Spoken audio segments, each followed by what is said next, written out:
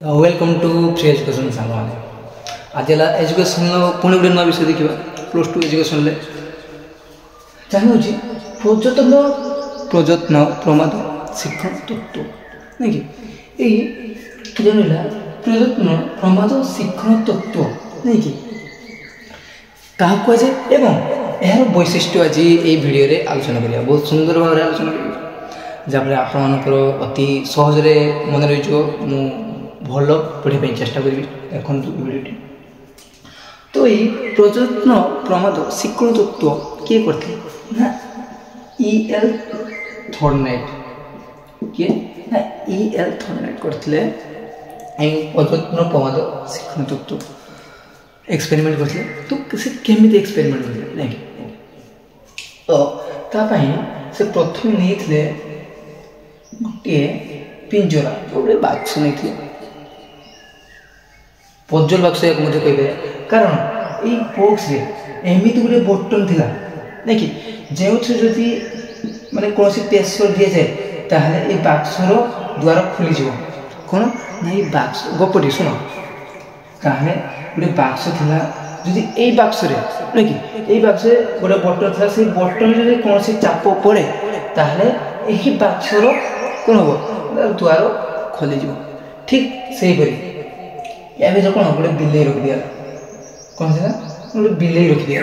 नहीं गोटे बिले रखी दिया जमी गोटे बिले रखी दिया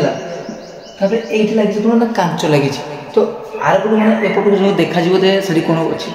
एटी बिलेर प्रिय खाद्य कौन मछली जल की रानी है जीवन उसकी पानी है तो माछटी को रखी दिया गला नहीं तो जमी माछटा को रखी दि जाइए नहीं कि बिले तो माछ कह प्रबल इच्छा से कौन कर नहीं तो से पिंजर भितर आंपुड़ी दांपुड़ी हुए घूरी बोले केमती से माछटी को खाइब नहीं तो प्रथम से घुरु घुरु घुरु घुरु घुरु घुरु अजंतर माने तार गोड़ी पड़ जाए से बटन खुलीगला जमी खुलीगला सी जाकि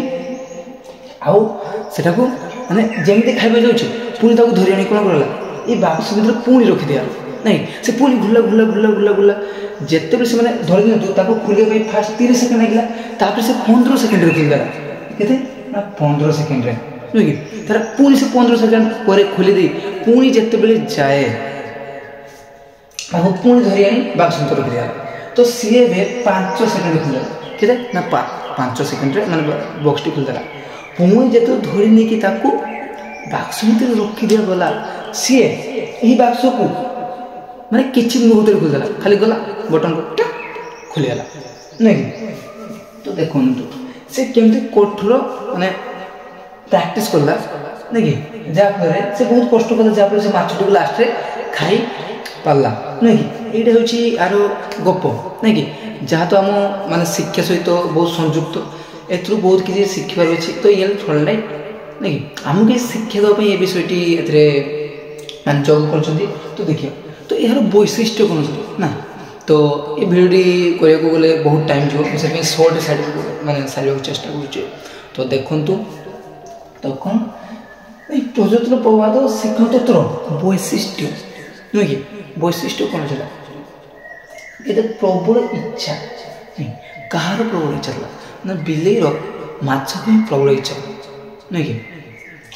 धर सामने आमर किसी पाइबापी गोटे प्रबल इच्छा अच्छे तो आम ताको पाइबापी आम जीवन को आम बाजी लगे दौ से ठीक से बिलेटी कौन कला माछ खाइब ना नहीं माछ खाइब से आंपुड़ी पांपुड़ी सब फांपुड़ी दब पूरा नहीं तो सी लास्ट माछ खाइब तो तार इच्छा शक्ति ये माछ खाइब तो किए साहय कला तार इच्छा शक्ति तार हूँ लक्ष्य तार लक्ष्य कौन था ना सी ये बाक्स मध्य बाहरी मछली खाइब से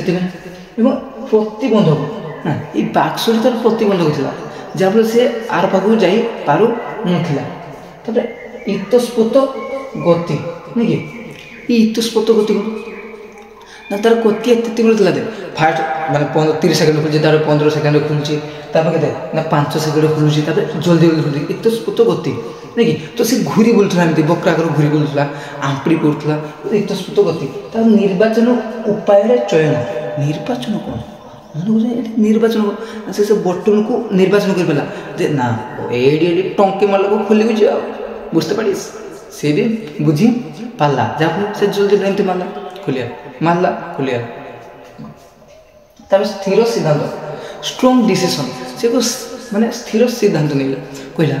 মতে যেমিতি ইয়াকু খাইবাকু পড়িব